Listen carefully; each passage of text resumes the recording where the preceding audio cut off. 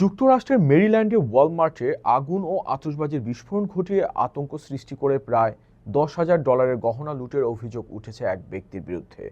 ঘটনার পর ক্ষয়ক্ষতির পরিমাণ পৌঁছায় প্রায় $10 মিলিয়ন। কিভাবে ধরা পড়ল অভিযুক্ত, জানতে দেখুন পুরো প্রতিবেদন।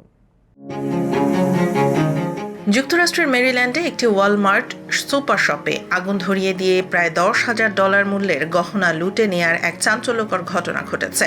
ডাকাতির উদ্দেশ্যে ক্রেতাদের মনোযোগ অন্যদিকে ঘোরাতে ও আতঙ্ক তৈরি করতে শপের ভেতরেই ফুয়েল ও আতশবাজি দিয়ে ভয়াবহ বিস্ফোরণ ঘটায় এক দুর্বৃত্ত।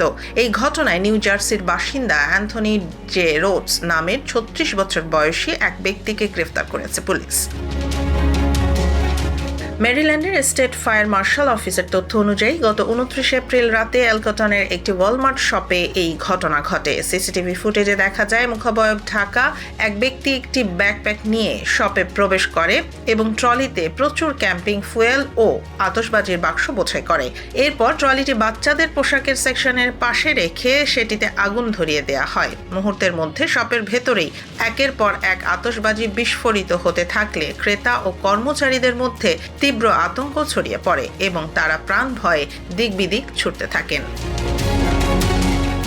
এই চরম বিশৃঙ্খলার সুযোগ নিয়ে অভিযুক্ত ব্যক্তি শপের জুয়েলারি কাউন্টার ভেঙে প্রায় $10,000 মূল্যের অলংকার লুট করে একটি মোটরসাইকেলে চড়ে পালিয়ে যায়।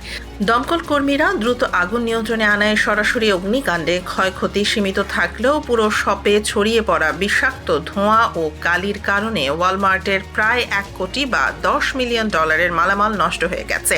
তদন্তকারীরা সিসিটিভি ফুটেজে আসামির পরনে থাকা একটি নির্দিষ্ট টি শার্টের সূত্র ধরে দীর্ঘ অনুসন্ধানের পর তাকে গ্রেফতার করতে সক্ষম হয়।